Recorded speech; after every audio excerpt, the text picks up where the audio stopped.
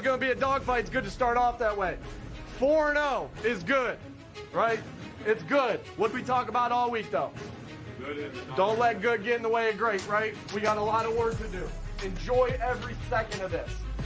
It's hard to win in the National Football League. It's hard to win in the National Football League. It's even harder to win on the road against a good opponent. Enjoy the, right? Enjoy it. Ooh, a couple of bleeps. Nick Sirianni with the message to his team in the locker room, winning locker room yesterday, I should say. Welcome to Birds Huddle, presented by Toyota, official automotive partner of the NFL, along with Barrett Brooks. I am Taryn Hatcher, and the Birds are 4-0. They haven't all been pretty, but wins are wins. How you feeling? They're 4-0, period. And it's just so hard for me, but hey, this is the market that I'm in. You know what I'm saying? This is the reason why they're the number 4 market. We are the best market, but at the end of the day, when we talk about things, there's always doom and gloom. Okay, they won, but they didn't win by enough. Oh, they didn't look good here. They didn't look at a win is a win all day long. And, oh, let me write that down. Don't let good get in the way of great. We're going to hear that a lot. We're going to hear that a lot. Of course, as you kind of alluded to, this win was not without some controversy. The Eagles' offense was unstoppable in the first half, then literally did not complete a pass in the second half. Here are the head coach and QB with fresh bites presented by Acme. We were really successful in the first half, played a really good first half, and wasn't as successful in the second half. Had some negative plays, had some calls we want back, had some plays we'll want back, as players and coaches. But need to be explosive, need to protect the football while still and need to be efficient. And there was times for different reasons, like I said, we weren't that in that second half. It's a challenge to not settle for good. It's a challenge to be critical of yourselves as players, as coaches, everybody, and say, how can we be greater than what we are? Time now for a 3-point stance presented by Toyota. Stance number 1, this passing offense, it has to find some consistency. They were, and excuse me if this is harsh, terrible in the first half against the Rams. Then lights out, astounding in the second half. That script completely flipped against the Bucs. Barrett, how do you explain the up and the down and the up and the down again? You know what? It just comes with we as fans, we don't understand that it's the 11 guys out there playing in concert. It's not always the quarterback. It's not always the wide receivers. It's not always the running back. It's not always the wide line, tight ends. Everybody has to play well together, and that's the problem.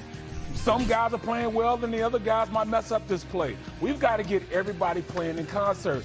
Hell, I think this offensive line, those guys need to, go back to Skyline University, re-enroll, because they're not playing well right now. They're not protecting Jalen at times throughout the game. So it's not just Jalen Hurts throwing bad balls. It's not just the wide receivers running bad routes or side adjustments. All these stuff have to go together and play well together.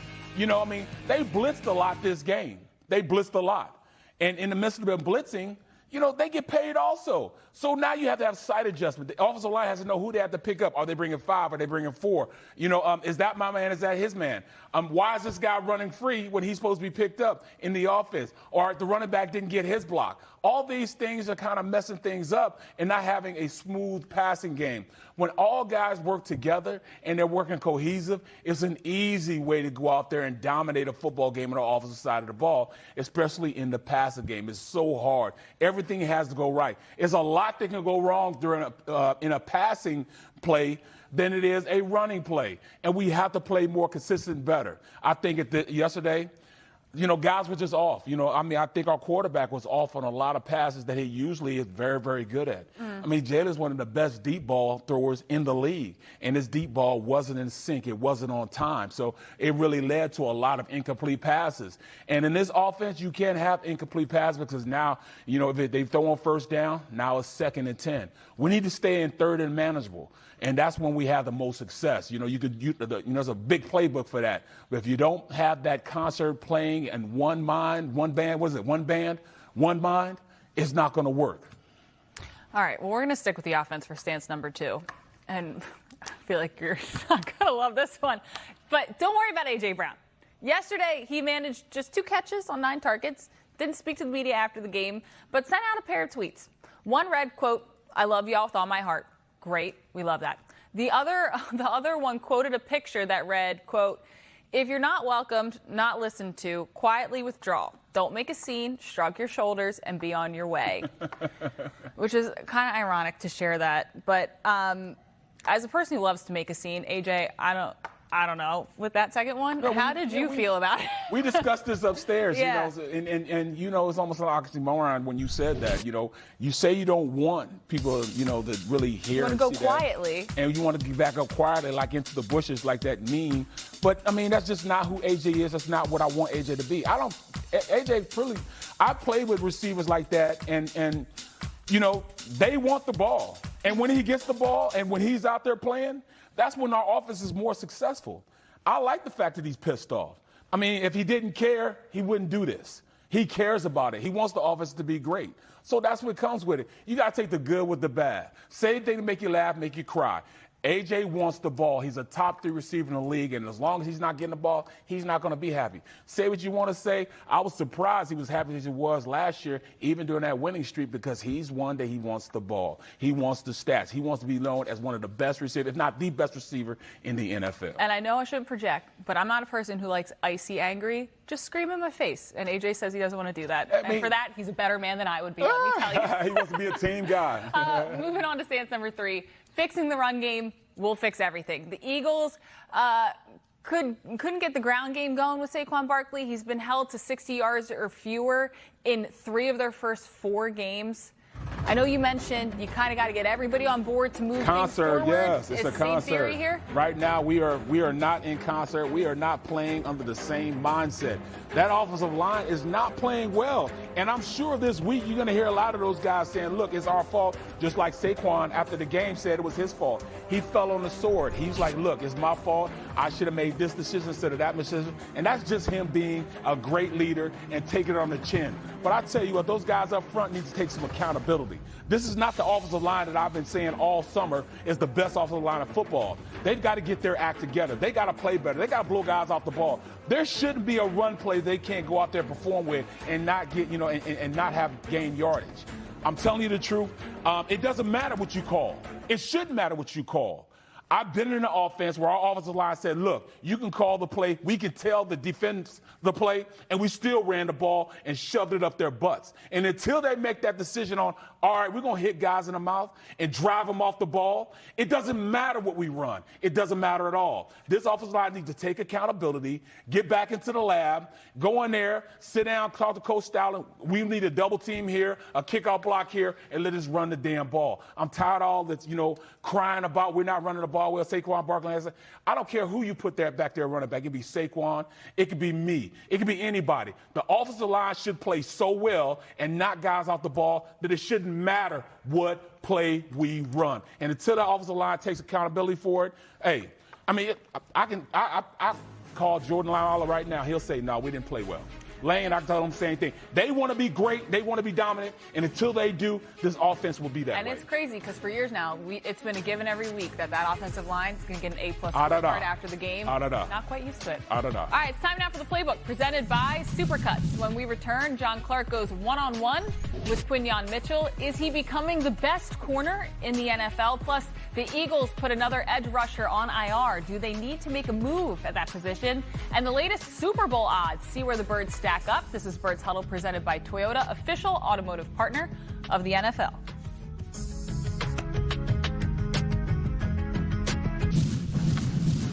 Time for Up to the Challenge presented by First Trust Bank, official bank of the Eagles. The Eagles have been virtually unbeatable in the last calendar year. They lost in Tampa exactly 1 year ago today. Since then, they're 20-1, including 18-0 in games started and finished by Jalen Hurts. The QB has 46 total touchdowns and just 5 turnovers in that span, and they've outscored teams by nearly 12 points per game. Barrett, we just spent the first segment dissecting quite a few issues, and this is a team that has, frankly, not really lost in 2025. So it's kind of, I guess, the spoiled, the richer you get, the more you want complain. more. More money, more problems kind of thing? Our expectations are higher than the way they're playing right now. Any other fan base would be like, all right, they're winning, they're 4-0, yay.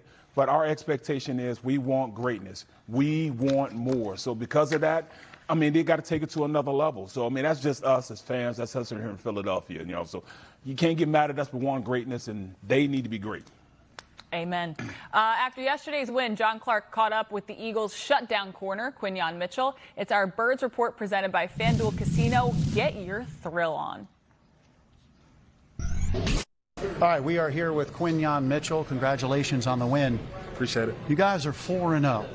What is it about this defense, even though you gave up like 275 yards in the second half? Somebody always comes up with the big play when it matters most. Yeah, we always hopping on the ball, hopping on fundamentals and tackling and stuff like that, man. And we just want to win every single rep, every single drive. So we're just going to keep getting better and keep putting in that work. Obviously, you came into this game, big challenge, Emeka Egbuka. Did you ask to follow him around the whole game, or is that something that Vic Fangio says, I trust in you to do it? No, they just gave me the assignment, so whatever assignment they give me, you know, I'm going to just try to do it to the best of my ability. Do you like to do that? Oh, yeah. I like the pressure on me. You know, I want to help this team out, you know, help this defense out. So, like I said, whatever they ask me to do, I'm willing to do it. Now, this defense, you guys tackle so well. You and Cooper and Zach Bond and everybody. Is that something that Vic Fangio on a daily basis, you practice this a lot? Oh, yes. He always harping out through the week, you know, and practicing it. I think we trust each other. You know, we know what angles to take. We know where I help at and where help isn't. So I think it's just a group thing that comes into, like, individually. So, yeah. So you grew up down here in Florida. Yes, sir. About an hour and a half away. Yes, sir. How much did you feel this was a home game for you? This is your home state. You wanted to show out here. Man, it felt great. You know, I had a lot of people come out to the game, you know, being back in the state of Florida. You know, it felt great. And, yeah, it just felt like a home game. So, yeah. Now, obviously, it gets really hot down here. Oh, yeah. They were saying it could be like 115 degrees on the field. Yeah. And in the second half, fourth quarter, guys are tired. What is it about this team this time where you guys came through and made the big plays to end it? Yeah, I think just mentally, you know, a mental mindset. You know, it's going to be hot down here. You know, we got to strain and dig deep, you know, in the fourth quarter and all the way through the game. So I feel like we did a great job of that. All right, so I want to bring up a big play. I got some video for you. I don't know if you've seen it. Cooper DeJean, it looked like he had an interception. He's running it back. It was actually not an interception. Tristan Wirfs comes over, jumps on him. And then you're getting into it here with Baker Mayfield. Now, at this point, what's your mentality here? Yeah, like, he a competitor. You know, I'm a competitor. You know, I'm not going to, you know, back down from nobody. So, you know, it was all love. You know, it was all, you know, in between the lines, in between the words. Nothing really personal. So, just competing and just, yeah, competing. All right, but that's Tristan Wirfs. I think he's got like 150 pounds on you, maybe 5 inches. Yeah, I don't really fear nobody. So. You don't fear anybody? But he's a great player. You know, Baker's a great player, but, you know, I don't fear anybody. What caused you to get into it with Tristan Wirfs, though? Because he's a big fella. Yeah, I was talking to Baker, and he just came to help his team out. So that's pretty much it for him. Well, congratulations getting the win in your home state. Yes, sir. Thank you. Appreciate it. Safe trip back. Thank you. Yes, sir.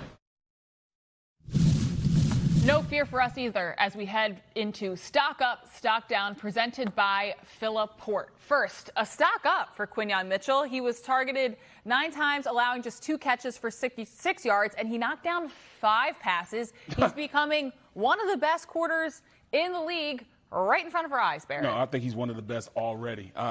He's played phenomenal. That's why they call it what? Quinyon Bay? They need to say that. Quinyon Bay. Please he don't just make me locks say that, those guys up. And that's what he mean. That this guy was the best cornerback in his draft class, and he's proven right now that he's one of the best corners in the league. He's so sticky. His technique is impeccable. He makes sure that he's just like on him like white on rice. I love the way this kid is playing right now, and I love his attitude. He wants to go out there and mix it up. He's trying to give you everything you want. He's giving what you come to see. So, I mean, big ups for Quinyon being the best player right now on the defense and balling his butt off. Sticky Mitchie, he'll stick to you. Yep. All right, next up, we have another stock up for another young Eagles defender. Jahad Campbell picked off a critical Baker Mayfield pass in the end zone to help preserve the win. I was saying this in the commercial break. I was working the Phillies game. You heard cheers erupt. I went to go check ESPN what happened.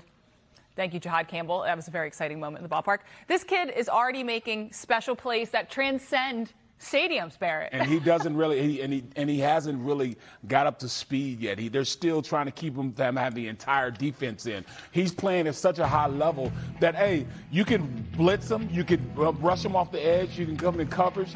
I mean, he is just playing phenomenal also. And right now, you could kind of say, you know, that we have the best linebacking combo probably in the NFL right now with both of those guys, you know, Zach Bond and Campbell. They're playing great right now. And then, he's learning right now also. You see he got beat with the wheel route against Bucky Irvin. But that wheel route, he's going to learn how to defend that, and I bet you he won't get beat with it again. He takes whatever he's learned from the game before and applies it to his game afterwards. So I'm looking forward to seeing what else he can do. He's going to be one of the better players in this NFL also. So we might have guys that are top 5 everywhere in our defense with young guys like that playing slot corner, wide corner, now linebackers. These are young guys that are stepping up, and D linemen. All right, we've gone up, up, up. Now we're doing stock down. For the Eagles' edge rushers, Nolan Smith was placed on IR last week, and the guys in his place failed to generate much pressure. And word today that Ogbo Okoronkwo is expected to miss the rest of the season with a triceps injury of his own. Thank you. That's a very difficult tongue twister for me. Shout out to Ogbo. Hope he heals up fast. Do they have enough at that position, Barrett? Right now, we don't. I don't think that we do right now, because Vic Fangio, the defensive coordinator, has us send blitzes, and like it or not, they've been great at it. Zach Bond blitzed a lot and made major plays, effective plays. They blitzed Campbell. They've had to do it from the interior. But I'm going to say this. On the outside, we need a little more, but also need a little bit more on the inside. I know for a fact that Jalen Carter is one of the best pass rushing defenders in the league. He's got to step up. He's got to make more plays. That's, and once he starts and collapses in the pocket, along with his running mate on the other side of him from Georgia, this could be really great, because now when you press that pocket, the guys on the outside, it makes the job easier for them. All right, it's time now for Birds Trivia, presented by Groundworks, your trained and certified experts for basement repair. Nick Sirianni became the 3rd head coach in NFL history to start 3 of his first 5 seasons 4-0. Who are the other 2 coaches? That answer and more when we come back.